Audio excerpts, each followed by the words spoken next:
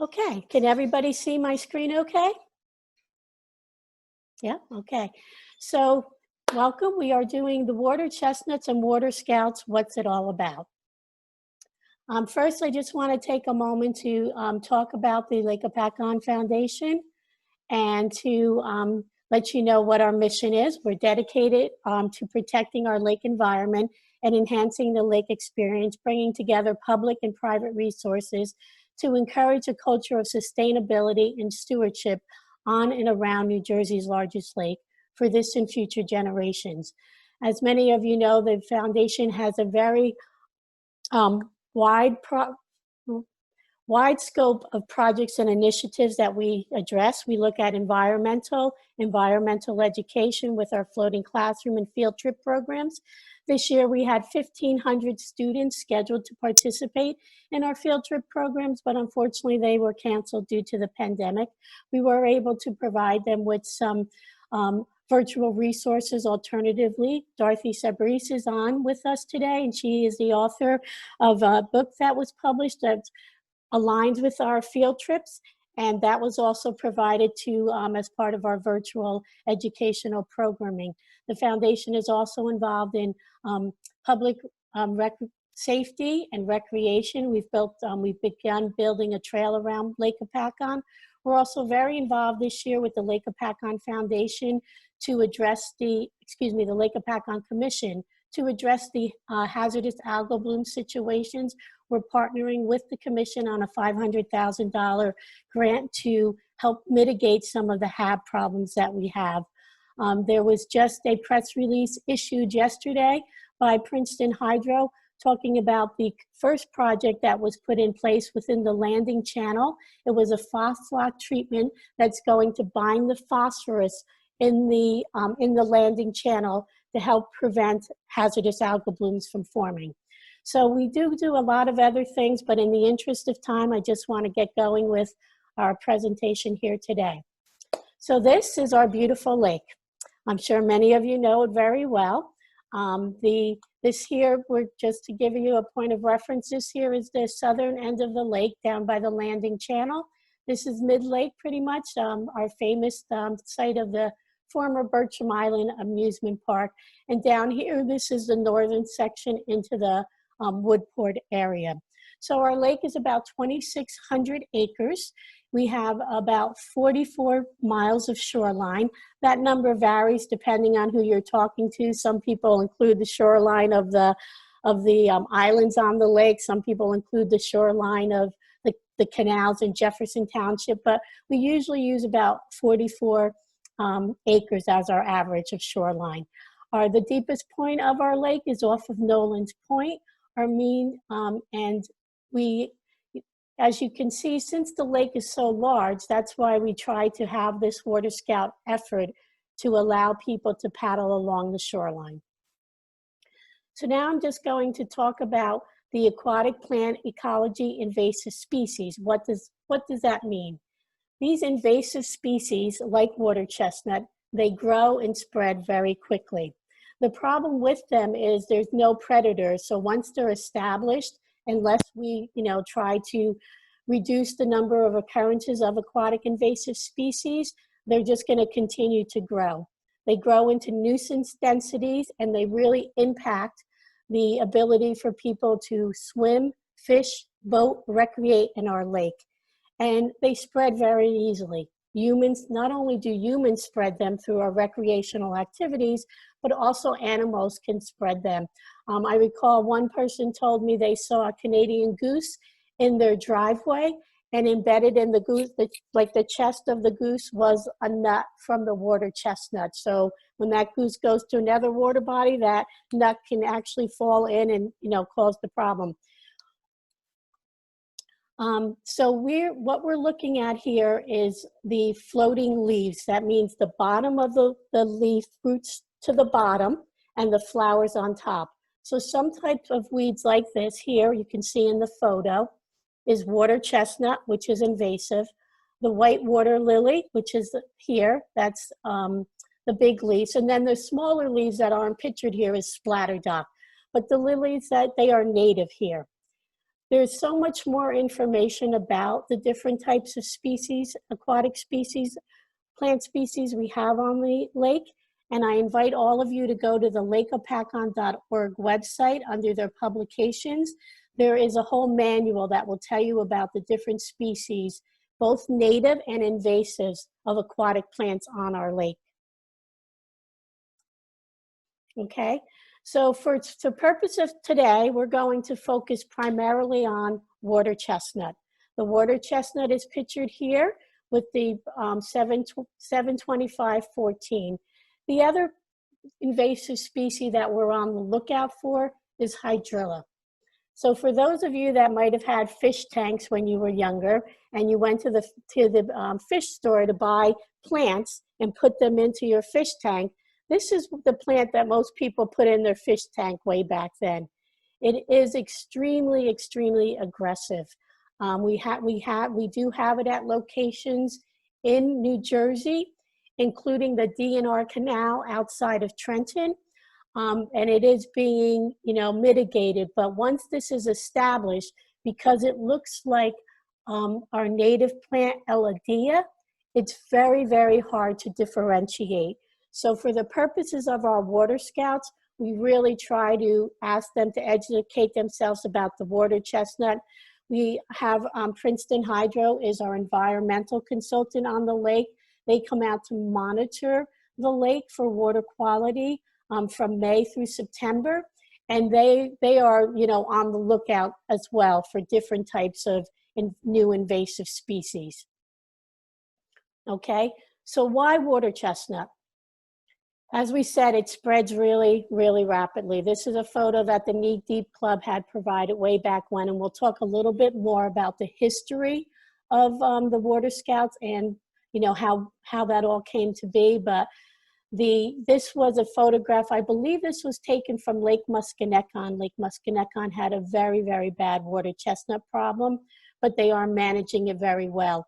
They're using hand pulling and aquatic herbicides to manage the water chestnut over there.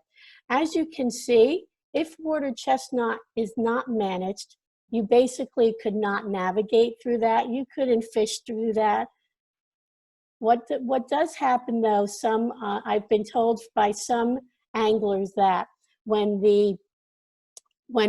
anglers come out, they do like fish along the line, because all these plants will deplete the oxygen, so the fish come out along the edge here. So they call it fishing the nuts when they're fishing around water chestnut. It's very highly disruptive. It outcompetes and eliminates native species. And it is very important that we have aquatic plants in our lake, because it is part of the ecosystem that makes it function as a whole. We focus on water chestnut because it's very easy to find and to identify. And you can easily manage it with early detection. I had one herbicide applicator, a company that, uses herbicides in the lake. They told me, Donna, as long as you can continue to manage water chestnut by hand pulling, that is absolutely the way to go. And we've been very fortunate here at Lake Hopatcong that we've been able to manage this since 2010 by hand pulling it, thanks to the efforts of the Water Scouts. So it hasn't spread to other locations at this point. Okay, so just a little bit about water chestnut. It comes, and we said, in lakes, ponds, reservoirs, slow-moving rivers and streams. I mentioned that Lake Musconecon did have some water chestnut in it, and there was some water chestnut found in the Musconecon River, which is also right downstream of Lake Musconecon, but that has been removed and managed. The optimum depth for it is less than 6 feet, which, if you think about Lake Hopatcong and our shoreline, a lot of the areas of the shoreline are that. And then the typical depth is less than 15 feet. And of course, water chestnut really likes bottoms like Lake Hopatcong. Our lake is very, if you walk on it, it's very soft sediment, and it has very nutrient-rich bottom. So that's just prime growing conditions for water chestnut. Okay, so here I just want to talk a little bit about the anatomy of a water chestnut. So this is the picture up here. You can see that the best way to tell, to identify a water chestnut, is very easily to look that it has multiple leaves in a triangular shape, and each of these leaves have a very jagged edge, okay? And a plant can have multiple rosettes. Underneath, if you flip the plant over, you would see the air bladders here. And this is actually, in this area here, is where the nuts actually grow. So as the plant matures during the growing season, if you turn the plant over, you could actually see the nuts forming here. But when they actually root, this is in the bottom of the sediment. So this here just gives you an indication that an individual seed can produce 10 to 15 rosettes, and each rosette can produce 15 to 20 seeds. So you could potentially have 300 new seeds in a single year. Now, the interesting part about this is when the rosettes, when the seed pods drop, there's literature that says that those seeds can remain viable for up to 12 years. So what does that mean? If in 2020 we miss a plant, we don't pick it up, and that seed pod drops, it could potentially produce a plant in 2032. I know that's hard to believe. There is some literature that says it's 5 years, but most of the literature says the seed pods can remain viable for 12 years. Now, here's the interesting fact that I want to share with our people that have been Water Scouts for years. Recently, when I attended the North American Lake Management Society conference back in November up in Vermont, I attended a session on water chestnut and how they're managing it in New York and Vermont. And the good news is that water chestnut is an annual plant. So that means once that seed pod reproduces and creates a plant, that seed pod is no longer able to produce another plant, okay? So when we always try to remove the water chestnut, we always tried our best to pull a plant all the way down through this area here, the stem. Oops, sorry, I went back. And we tried to pull it with the nut on it. Now, because we found out that the nut can only grow a plant one season, it's not as critical that we pull out the nut out of the water chestnut plant.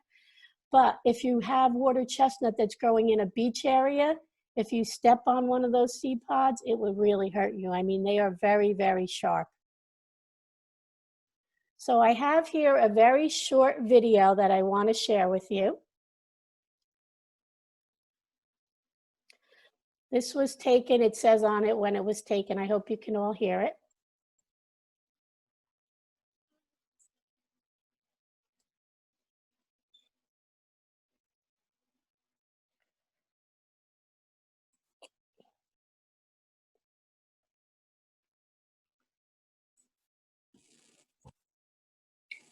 No audio.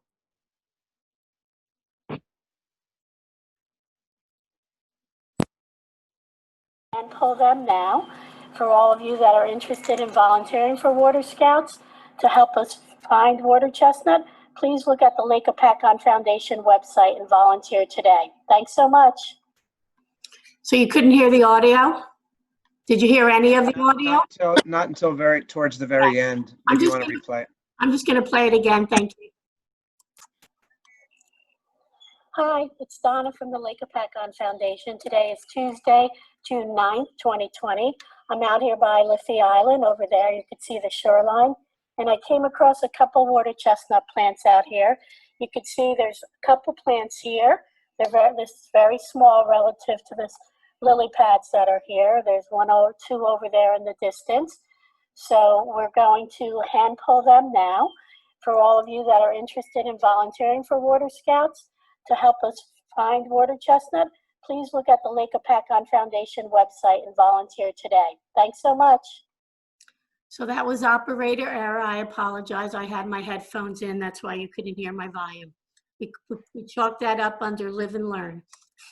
Is there a reason that lily pads aren't as much obviously as a concern as water chestnuts? So lily pads are native to the lake, Right, so we like them to stay in the lake in natural areas. Of course, sometimes they come out, you know, in areas that are, we don't want them, but lily pads can be treated with herbicides, but generally like over by Liffey Island, that's a natural area.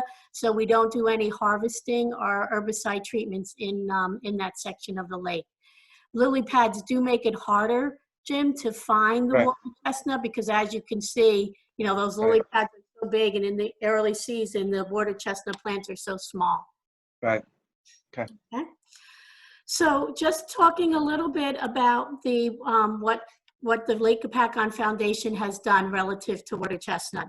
So as I said, it's really designed to find and remove invasive plants like water chestnut on Lake Hopatcong. The Knee Deep Club started the program way back in 2010. It's hard to believe it's that long ago. And they did it in response to the water chestnut being so close in nearby Lake Musconetcong. Lake Musconetcong is about a mile from the Hopatcong Dam as the crow flies. And they really took the effort to train volunteers and, you know, learning how to identify and remove water chestnut. Once the foundation started in 2012 and in 2013, the Knee Deep Club asked the foundation if we could take over managing the Volunteer Water Scouts program, which we've been doing since. Okay. So here's some Water Scouts in action. These are a few of our Water Scout volunteers that we have. This is a group that usually helps with the paddle when we go down into the Jefferson canals. For those of you that don't get into the canals that often, that's probably why you're not familiar, but this is one of the bridges back in the Jefferson Canal. And for those of you that received my email, I did mention that I am going to organize a paddle in the Jefferson canals to look for water chestnut. We usually do that on a weekday, usually a Monday, like after 4th of July. So as soon as I get in touch with this group of people to see if they're available to join me, I'll put that out there and hope it's a beautiful place to paddle back there. This is also in the canals, and this is a family that came from, you know, somewhere else outside of Sussex County. They had heard about the effort, and they came one year to join us. This here on this gentleman's kayak, I just want to point out, is not water chestnut. It's another type of invasive species that we noticed there in the canal that year, and we pulled out. Okay. So what, again, if you volunteer as a water scout, what really do you have to do? You really have to just look for invasive water chestnuts. We ask you to use your own kayak or canoe and to search an area or a zone which you select. In a little bit, I'll show you the map that breaks down the sections of the lake. We ask that you survey your area at least once a year between mid-June through July and more frequently if possible. So I usually paddle, the other area that I take care of is the Woodport section of the lake by Liffey Island. And about 2 weeks ago, we were out there, there were 3 of us out there searching for water chestnut. We were so happy we didn't find any. 4 days later, on June 9th, that's when I went back and found 5 water chestnut plants among those lily pads. So if you're able to kayak your area more than once, because like weeds in your garden, weeds in the lake grow very rapidly as well. And then once you are able to go into the survey your area to let us know what it is you found. Most of the time we get back from our water scouts that they found an all clear. Okay. Here is the map that we break down of the different areas to search. Jess Murphy put this map together a few years ago and it's worked really well for us. We divide the lake from north and south, and when you go on to volunteer, you can see what section you want to cover. So for myself here, I usually cover this area here, the green area. I cover this area as well. And with the group of paddlers, we usually do the canals over here. The other section of the lake that we're also very concerned about, besides Liffey Island, where we continue to find water chestnut plants, we found one plant about 4 years ago in the canals. We haven't found any more since then, so that's down in this section over here. the first occurrence of water chestnut when the Knee Deep Club was running the program was along this shoreline down by the bank and landing channel, the vacant bank now there. That's where the first occurrences of water chestnut were found. So they continue to be the landing channel by Liffey Island, and the canals continue to be our biggest priority of areas. But we like to try to get scouts out, you know, to do as much of the lake as possible. Okay, so what do? If you find water chestnut, we ask if you can to take a picture of the areas with the plants like I did before. We ask you if you can to try to take a picture of a landmark along the shoreline, like a boathouse or a dock or something that if we had to go back out to look for that area, it would be a good landmark so we could know where to go. If you have a mobile phone on you and you can pin the GPS location, that's very helpful as well. I have a screen a little later that will show you what that looks like. What we used to do, and here's another change to our program, we used to ask water scouts that were not trained in removing the water chestnut to just mark it with like pink surveyor's tape. But the problem with that is with the wind and the wave action, the surveyor tape could sink, cause the plant to sink. But now, since we found out that that seed pod can only produce one plant, we ask any water scout, if you see a plant, to please hand pull it. We ask you to kind of reach down over your kayak as much as you can without tipping over, to try to reach your hand in to pull as much as the stem. And if you kind of wiggle the stem around a little bit, sometimes you can feel the seed like pop out of the sediment. That's the best. That's the best if you can get the seed pod. If you can't, that's fine as well. We ask that you don't throw the plant back in the lake, of course, because we don't want the plant to have seed pods that haven't, already produced a plant to create new plants each year. When you find a plant, we ask you to count the number of plants that you pulled, the number of rosettes on each plant, like the ones I pulled last week. Out of the 5 of them, 2 of them had multiple rosettes, 2 rosettes. And then we ask if you could let us know if you pulled any seed pods as well. And then send that information to my email, donna@lakehopatcongfoundation.org. And we also ask, because the foundation is trying to track our volunteer hours a little more diligently, if you could let us know in that email how many hours you and anybody else that joined you spent searching, or volunteering as a water scout. And again, just to emphasize, we want you to try to survey the area at least once from mid-June through the end of July and report back to us. Even if it's all clear, to report back. This way we know that area was covered. Okay, here is an example of what a screenshot looks like when I GPS where I found the plants from Liffey Island. It also has the latitude and longitude. I'll be perfectly honest, when I go back out there with my phone, it's not always easy to get to that latitude and longitude, but it does get me close to the area. So if you're able to give us with that information, if you don't want to take the screenshot, you could just always make a note of it and just send it down to us so we could keep it for our records. Okay.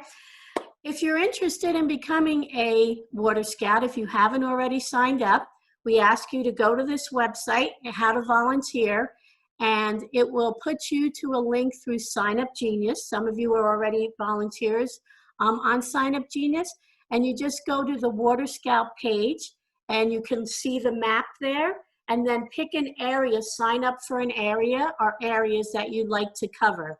So that's basically all it takes. Right now we have about 10 volunteers, I think, and we could really, really use some more.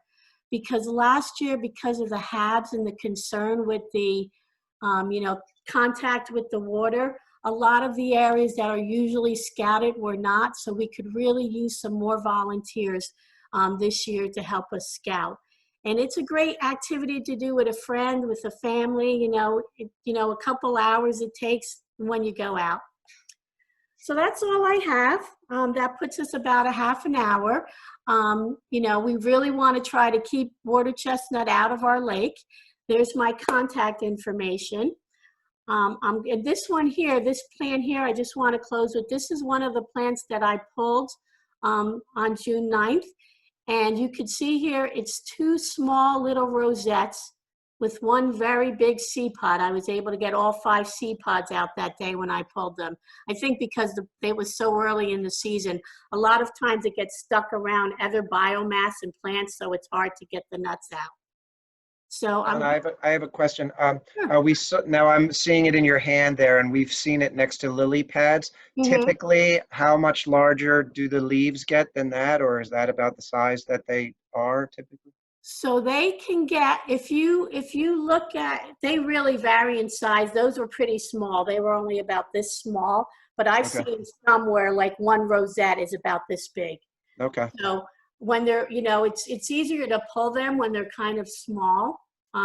For some reason, I guess because there's not as much other weeds growing up around them, but they can get pretty big. And I've seen some plants, the most plants I've seen with, is one plant that had 7 rosettes on it. That's the most I've ever personally seen. So if you just give me a second, I stop sharing my screen. Okay. Do you see a screen left? Still see your screen. Still see my screen? Yeah. I think it's up top, Donna. Okay. You can hit stop Oh, there share. it is. Okay, thank you, There Holly. you go. Stop. Pause share. And we don't seem to have any questions in the chat, so people can probably just unmute and ask if they want to. I just sent down a question. On the chat, Larry? Oh, did you send it directly to Donna? It is Byram Cove a likely source of water chestnut because of its depth? Because of we haven't found any in Byram Cove, and the good news is this year we have 3 volunteers that are signed up already to be water scouts in Byram Cove. So if you're interested in being a water scout and you'd like to do another area outside of Byram Cove, that's fine. But right now we're pretty well covered for Byram Cove. Okay, I'll talk to you about that. Okay. So we have Cindy Heaton is on. Cindy, you're still on with us. Cindy's one of the folks that she always does down in the landing channel, and when she's able to, she helps us with the section down in the canals. And when you're, we ask when you are doing it, if you're able to sign up on the Sign Up Genius website for what areas you are going to be able to cover. That really helps us out, because this way we can see where there are gaps, and what areas of the lake are not being covered. As I said, we only have about 10 scouts right now. We have a lot more area that needs to be covered. Does anyone else have any other questions? And Holly, I just want to introduce Holly Odgers. Holly's on from our staff as well. I didn't introduce her. Oh yeah, I'm sorry. I couldn't find the link, and I'm like, ah. I was a couple minutes late. I'm realizing too that in our website switchover, we've lost some of our documents on the Water Scouts page. So we'll get those up as soon as possible, the map and other things. I'll reach out to Donna today and we'll get them up in case you want to go to our website to check out those. So can everyone hear me still? Yeah. Oh, there's Roberta too. Please say hello to Roberta on our staff, our development director as well. So if no one has any questions, I mean, please, if you have a couple hours that you can get out there and volunteer, and if this video will be available on our website if you want to take a look at it again to help you. But like I said, they're pretty easy plants to identify once you get out there. The real trick of being a good water scout, I'll tell you, is to always look down. It's very easy when you're out there kayaking to want to look around the shoreline and that, but if you really condition yourself to keep looking in the water, we have a scout that lives up over there on Mason Street, and she would find this water chestnut like it was going out of style. Last year by Liffey Island, we pulled 140 plants there. So just imagine if those were not, and I call her Eagle Eye because she just has a way, because she's always looking down. So this year I conditioned myself to always look down in the water, and it definitely helps you to find more plants out there. So thank you all for joining us. If there's no other questions, we'll conclude our first Lunch and Learn. Great job, Donna. Thank you. Thank you. Bye. Great Good job, Donna. Thank you, everyone. Have a great day. Bye-bye.